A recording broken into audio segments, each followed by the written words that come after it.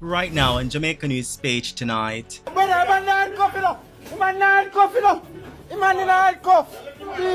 Christ! Murder!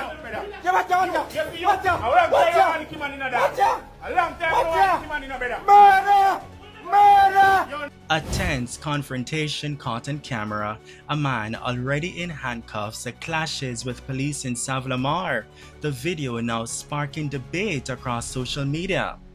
Also tonight, a major crackdown is coming. The government moves to shut down a parking lot outside the Kingston Public Hospital after years of violence in and around the area. And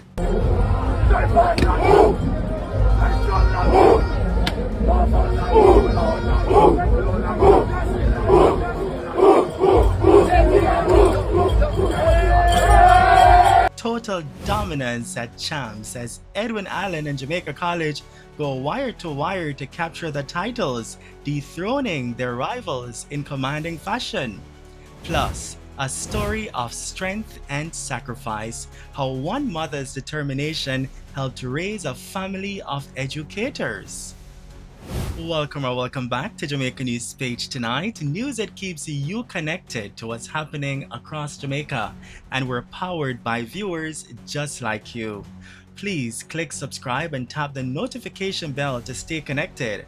Thank you for joining us. Yvonne Willis. Jamaica News Page tonight starts right now.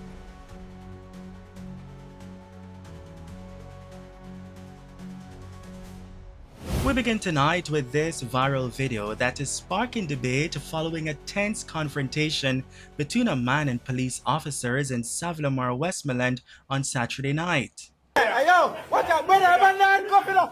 Man, handcuff, you know. Man in handcuff. Jesus Christ. Yeah, man. Yeah, watch out, watch out. Watch out. Watch out. Watch out. Murder. Murder. Murder. Yeah, man.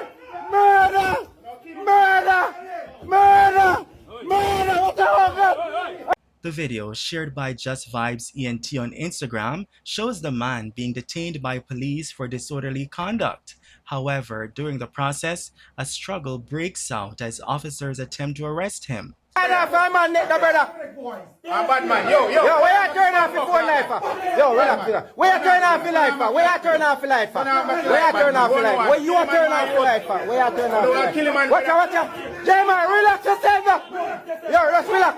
Yo, why not beat him in the handcuff for? Why not beat him in the light, you know? Where you turn off your light for?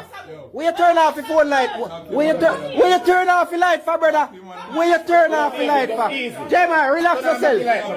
Brother, we are Tony Liar drive come from a morning. Relax yourself. Where you turn off the light? Where you turn off? Where you turn off? Where you turn off the light? Why you turn off the light? Why you turn off the light? Why you turn off the light? Why you turn off the light? Why you turn? He used to say handcuff type on his hand. Yeah, man. A two handcuff now upon him. He said one tight. Why problem is it? They know one for behave yourself when somebody are choking. J-Man, relax yourself now. Turn on back your light. J-Man. Stop. J-Man, relax yourself now. Yo, I want a sick man now deal with you now. Come about that, you know. I want a sick man now. Yo, where you going? No, man, make him this man. Wait, watch out. Yeah, watch out. Yo, watch out. We're glad that we have this, man. We're glad that we have this, man. You're going to use the gun and lick him, man. As long as you get compliance, we just want to take it off your handcuff. You understand? I'm telling you now, you follow instructions, you don't want to. I tell you, sir, I know the police, you take out the handcuff and you... You never, no bother with that, man. I change them out, man. You fail to comply, how fast you Now you put on. J-Man, yo, brother, relax yourself. J-Man, relax yourself, no, brother. Yo. On Just Vibes ENT's Instagram page, several users have been reacting to the incident. One user, King Simon the Great, writes, "The one in the white want to shoot him, that's why I'm turning off the light. He took out the clip and to beat the man with the gun. Obviously, they need better training to deal with people of unsound mind. Why you turn off the light? One man versus 10 police with guns, and the man not even have a knife, but the police is in fear of their life? DWL, or Dying with Laughter. Gearlined writes, "Look how this police officer discharged his weapon. Remove the clip and bullets to hit the man out it. They agree with everything else, but that part is total madness and needs to be looked at properly. That behavior is unacceptable. Using the government's position or weapon to hit someone out the government's property is total madness." Another user, Top My Mind is 16, writes, "All wagwan, the youth just need to comply. The more you push back on the police, it's the more the police will push back. It's that simple." While Hymac1 writes, "Leave badness alone." Up to news time, it remains unclear what led to the incident or the condition of the man, and it is not known whether the Independent Commission of Investigations Indicom has been notified. Now to St. Catherine, where a man is in hospital after he was shot during an alleged confrontation with police in Portmore early Friday morning.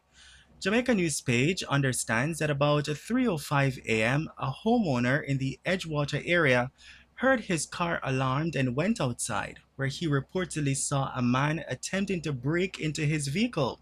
An alarm was raised and police responded. Police say that when they caught up with the suspect, he allegedly pointed a gun at them. Officers say they then took evasive action and opened fire.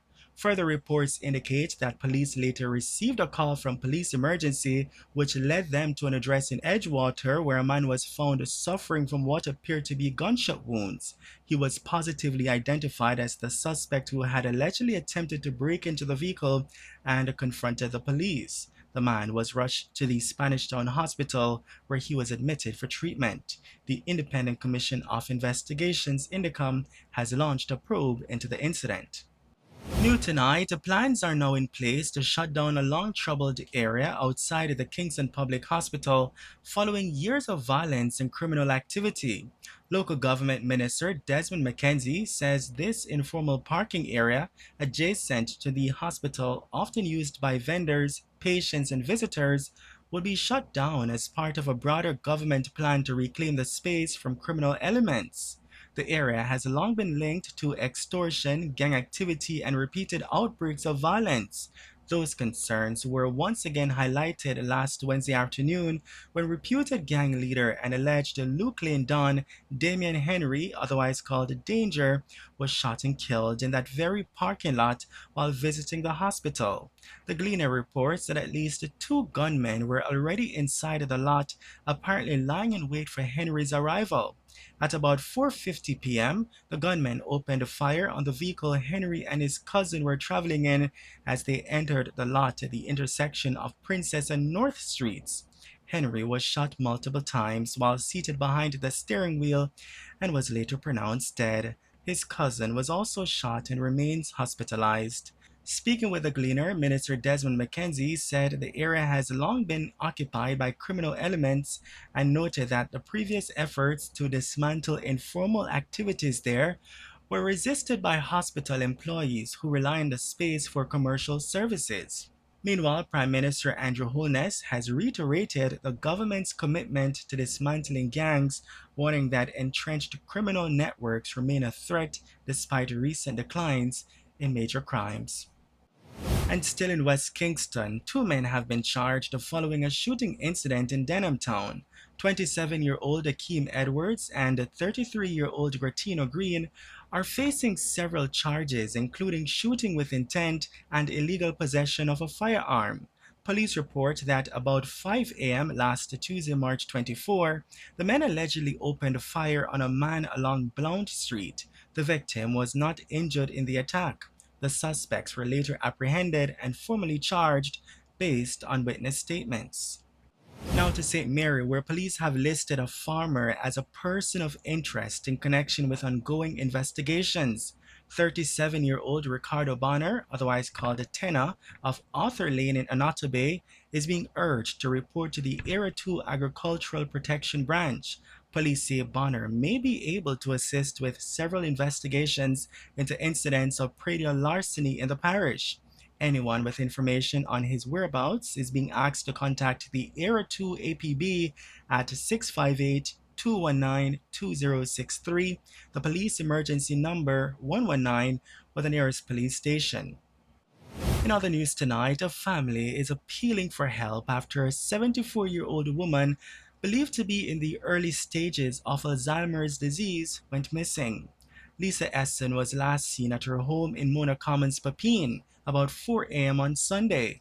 Her son says she left the house after a gate was left open and has not been seen since. Alzheimer's disease is a type of dementia that affects memory, thinking, and behavior. Members of the public are being asked that if she's seen, to approach her calmly, speak gently, and avoid overwhelming her, as she may be confused or disoriented.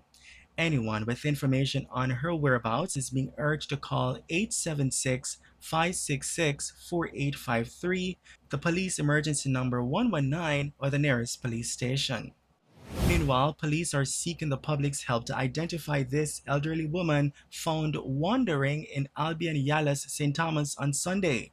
She's unable to provide details about herself or her relatives. Anyone with information is being asked to contact the Yalas Police Station at 876-982-7366, the police emergency number 119, or the nearest police station. Turning now to our good news segment. Tonight, it's a story of a mother's sacrifice, a family's success, and the journey behind one of Jamaica's standout educators. As Shanika Davidson Francis waited anxiously to hear who would be named the LASCO Teacher of the Year, one voice rang out from the crowd, "I am the mommy." Her mother, Cynthia Ellis Tucker, shouted proudly. Moments later, Davidson Francis was announced as first runner-up, while the top award went to Dorette Roden Henry, a teacher at the Carteret College. The emotional moment inside the Jamaica Pegasus Hotel captured years of sacrifice, struggle, and determination, shaping not just one educator, but an entire family. Davidson Francis, who has been teaching for about 14 years, says her journey has not been easy.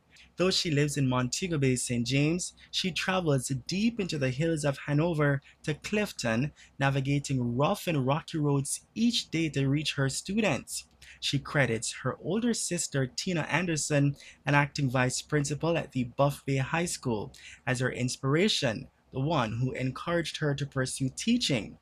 But at the center of it all is their mother.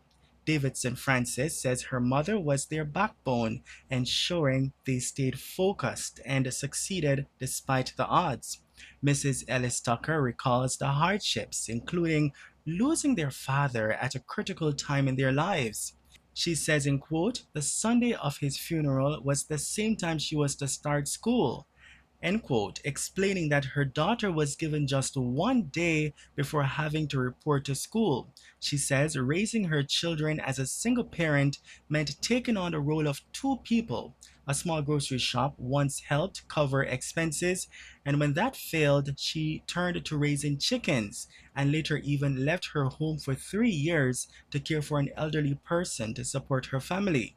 She also found creative ways to help her daughters with schoolwork, like collecting materials from around the community for their projects. Mrs. Ellis Tucker says, quote, "There were nights they cried and said, 'Mommy, me nah go make it.' But I kept encouraging them," end quote. Today, those sacrifices have paid off. Mrs. Ellis Tucker says she now has a family of educators, a legacy built on resilience, hard work, and unwavering support. Congratulations to all of them, and well done, Mommy. And finally tonight, the Blues have it.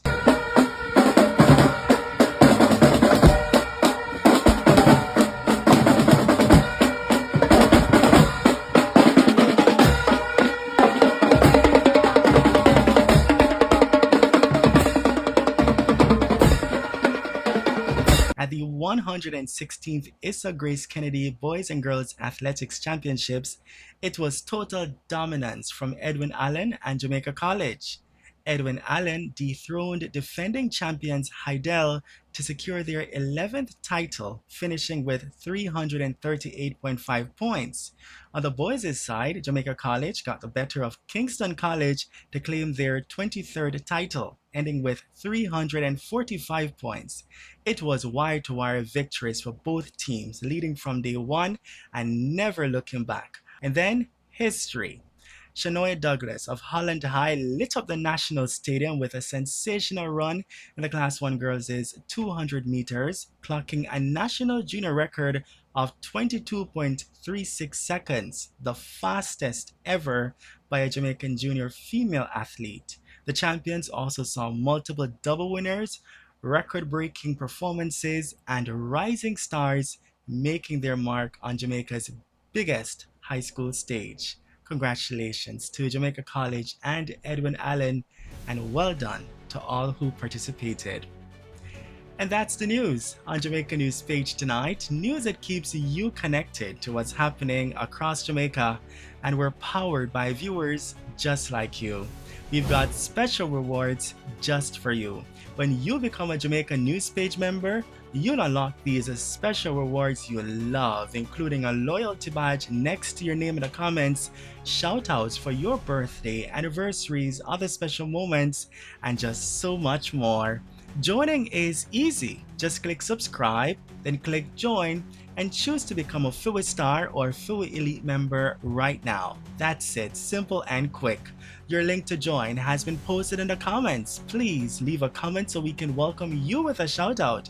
Thank you for joining us, Yvonne Willis, and also thank you for watching Jamaica News Page tonight.